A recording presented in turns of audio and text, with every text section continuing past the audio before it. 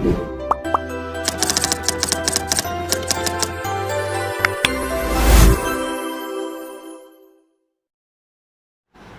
दोस्तों, हंसवाहिनी competition classes में आपका स्वागत है।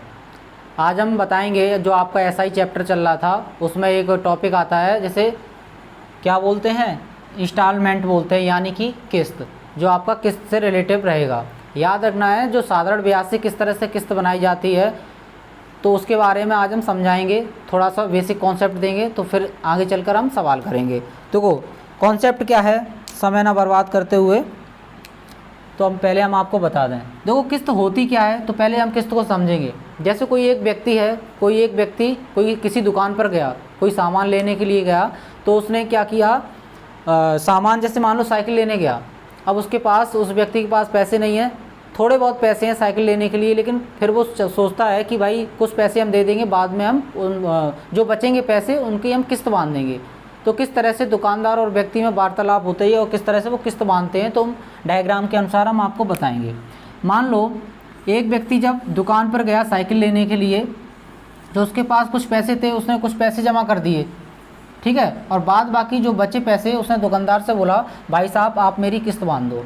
अब दुकानदार ने बोला कि कितने साल के लिए बांध दें, तो भाई उस व्यक्ति ने बोला कि लगभग हम 3 साल में आपको पैसे जितने बचे हैं वो पटा देंगे।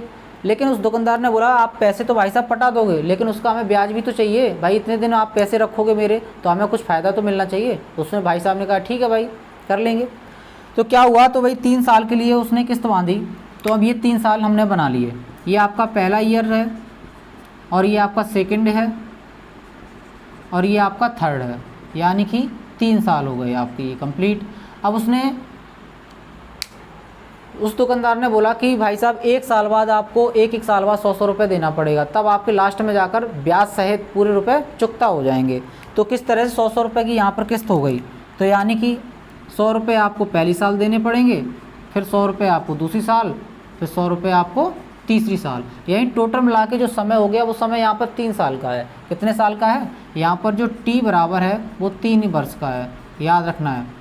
अब क्या हुआ, जो ये किस्त लगती है वो हमेशा याद रखना है परसेंटेज में लगती है। अब दूसरी बात क्या है, उसने बोला कि जब आपको ये 3 साल बाद पैसे देने होंगे, लेकिन किस ब्याज पे, यानी किस दर पर, तो आपको 10% की दर पर देने होंगे, ठीक है।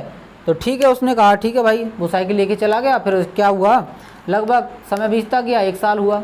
1 साल के बाद क्या हुआ, 1 साल के बाद वो दुकानदार आया उस व्यक्ति के पास कि भाई दादाजी आप जो साइकिल ले गए थे उसका 1 साल पूरा हो गया है, अब हमें पैसे भी चाहिए और उसका ब्याज भी चाहिए। तो उसने कहा ठीक है। दादाजी ने बोला कि बेटा इस साल तो नहीं है, आप अगली साल आना, अगली साल आप वो पिछले वाले साल का पैसा भी ले लेना, उसका ब्याज भी ले लेना। तो ठीक है भाई, वो लौट गया। लेकिन दुकानदार ने दादाजी को बोला कि आपको इस साल के 10% के हिसाब से देना पड़ेगा, और जब हम लेने आएंगे तो आपको वो डबल देना पड़ेगा। हमेशा याद रखना समय कितने का है, 3 साल का है, तो हमेशा उसके पीछे से काउंट करते हैं, यानी कि 3 साल का है तो 2 साल और प्लस 1 साल, तो इस तरह से टोटल मिलाकर आपका क्या होता है, 3 साल बनता है, याद रखना है। तो इस तरह से जो इसका रेट हो जाएगी वो कितने परसेंट की हो जाएगी, 20% की हो जाएगी, ठीक है। तब 1 साल बाद फिर जब वो दूसरी साल आया दुकानदार दादाजी के पास साइकिल के पैसे लेने, तो उसने कहा दादाजी भाई देखो अब 2 साल बीत गए हैं, 2 साल, 1 साल तो हो गया, दूसरी साल भी हो चुकी है, अब आप हमें पहली साल का और दूसरी साल का टोटल मिला के पैसा दे दो, ठीक है। जब 1 साल का और बचेगा वो हम तीसरी साल ले लेंगे आके। तो दादाजी ने फिर से मना कर दिया कि बेटा अभी कुछ काम नहीं हो पाया, तो पैसे अभी तो है नहीं, आप ऐसा करना लास्ट साल ले लेना। दुकानदार ने कहा ठीक है। फिर भी दादाजी को वो समझा के चला गया कि आपको पिछले साल के और जो दूसरे साल के जो पैसे आपने नहीं दिए इस बार फिर से, तो उस साल के भी पैसे लगेंगे वो 10% पे, याद रखना 10% पे। अब भाई कितना बचा, 1, तो यानी कि इसकी जो रेट हो जाएगी वो कितनी हो जाएगी, 10% की हो जाएगी, याद रखना है। तो क्या हुआ, अब पैसे कितने हो रहे हैं, ये देखो, ये 100 और ये 100 और ये 100, टोटल मिला के जो पैसे हैं वो 300 हैं। कितने हैं, 300, यानी कि याद रखना है जो किस्त है भाई वो 300% है। अब कहने का मतलब जो रेट है वो रेट भी तो जुड़ेगा, रेट कितने का है भाई, ये 20% है, ये 10%, यानी टोटल मिला के कितना हो गया, ये 30% हो गया, ठीक है। अब इनका जो पैसा है, इनका जो रुपए हैं और जो रेट है उनको आपस में जोड़ दो तो कितना हो गया 330% हो गया। तो इस तरह से ये आपको 330% के हिसाब से देना होगा। ये तो आपका थोड़ा बेसिक है, लेकिन इसका एक छोटा फॉर्मेट और है, याद रखना। ये समझाने के अकॉर्डिंग हमने आपको बताया। तो इसका छोटा फॉर्मेट क्या है, तो देखो इधर अभी जो हमने बताया कि किस तरह से किस्त बांधते हैं। देखो अब जब हम किस्तों के सवाल करते हैं वो किस तरीके से करते हैं, वो तो हमने एक सवाल को समझाने के तौर पे बता दिया कि किस तरह से क्या होता है।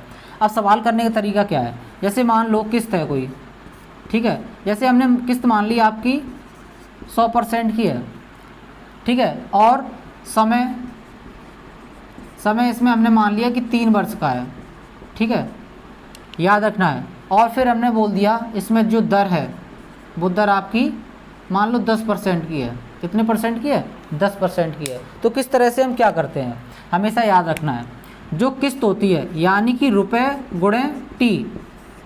तो रुपए भाई कितना माना था हमने, किस्त कितनी थी 100 रुपये की, और समय कितने का था 3 वर्ष का, तो कितना हो जाता है ये 300% हो जाता है। याद रखना है, जब भी कोई किस्त दी जाए सवाल में तो उसको हम मान कर भी कर सकते हैं, उसको हम 100% मान कर करेंगे, याद रखना है। तो इसी तरह से हमने कोई किस्त थी भाई इसको 100% मान लिया, तो ये तो आपकी ये किस्त आ गई कि कितना परसेंट का बना है, वो 300% का, क्योंकि समय कितना है 3 वर्ष का है।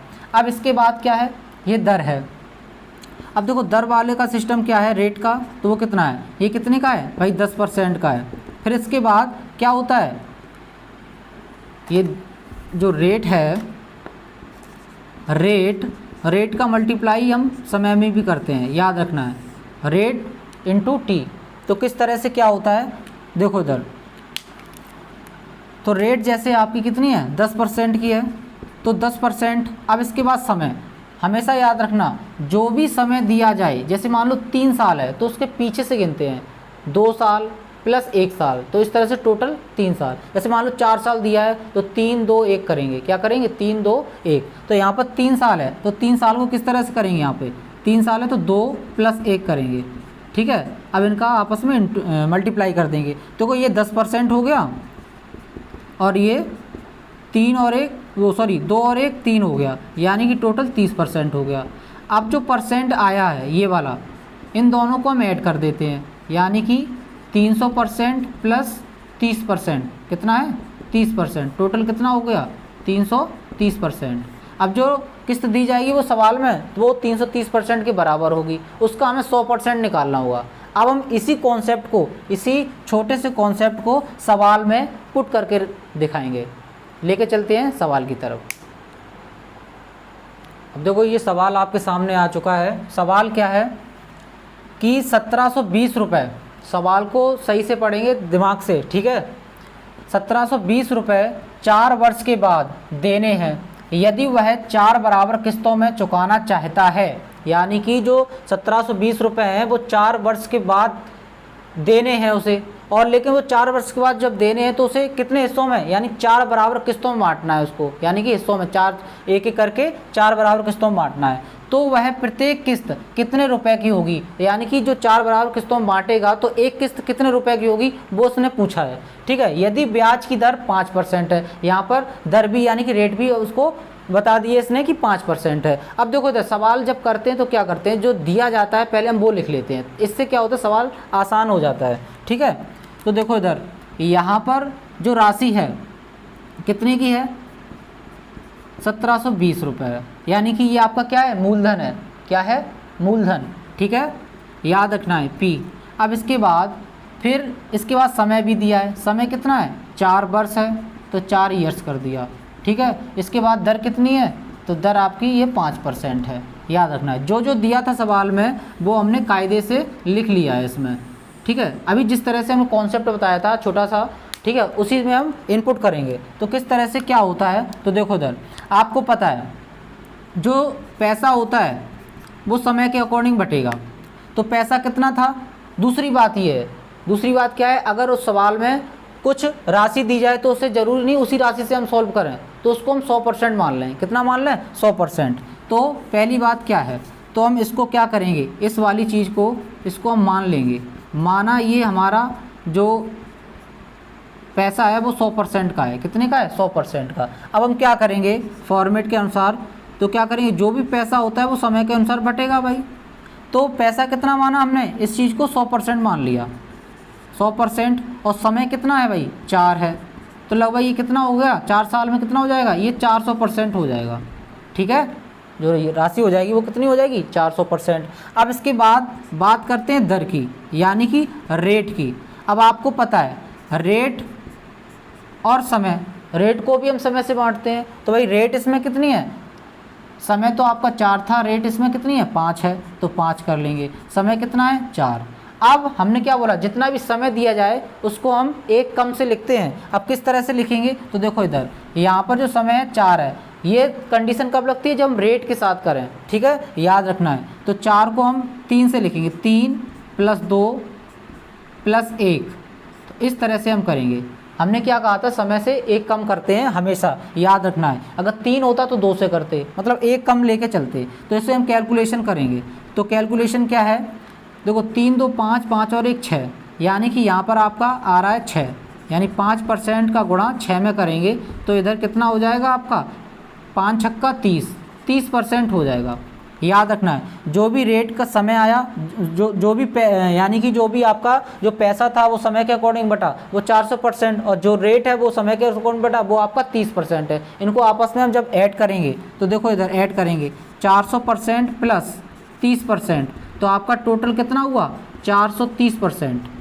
हमें कितने परसेंट के अकॉर्डिंग बांटना होगा, 430% के अकॉर्डिंग बांटना होगा। हमारे हिसाब से तो भाई 430% है, सवाल में कितना दे रखा है 1720। तो देखो इधर 430% ये 1720 के बराबर है। अब जो 430 है ना, इसका हमें 100% निकाल लेना है, तभी हमारी जो टोटल किस्त आ जाएगी। तो देखो इधर 1720 बटे यानी कि 430, और जिससे हम निकालते हैं उसे हम गुणा में रखते हैं, हमेशा याद रखना है। अब देखो हम किस तरह से करेंगे, एक जीरो से इससे हम इस वाले जीरो से इसको काट देंगे। यहाँ पर 172, यहाँ 43 है, तो 43 चुक 172 होता है। ठीक है, याद रखना है। अब हम क्या करेंगे, इस चीज़ को क्या करेंगे, 4 बचा और 100 बचा, यानी 4 × 100 कर देंगे, तो कितना हो जाएगा 400 हो जाएगा। कितना हो जाएगा 400, यानी कि जो 4 बराबर किस्तों में बांटना था ना, तो एक किस्त कितने की हो जाएगी 400 रुपये की हो जाएगी। तो इस तरह से हम चेक करते हैं। ऑप्शन क्या है, ऑप्शन नंबर ए है, याद रखना है। ठीक है, इसी तरह से हम किस्त के सवालों को करते हैं। आई होप ये क्लास आपको अच्छी लगी होगी, तो प्लीज़ इस चैनल को सब्सक्राइब करें और हमारे बेल आइकन घंटी को प्रेस करें। जय हिंद, जय भारत, कर विजय हंसवाहिनी। जाते जाते हम आपको एक थॉट भी सुनाना चाहते हैं। तो थॉट क्या है कि हम आपको बता दें कि लहरों से डरकर नौका पार नहीं होती, लहरों से डरकर नौका पार नहीं होती, और कोशिश करने वालों की कभी हार नहीं होती। कर विजय हंसवाहिनी, सफलता का मतलब ही होता है हंसवाहिनी। भारत माता की जय।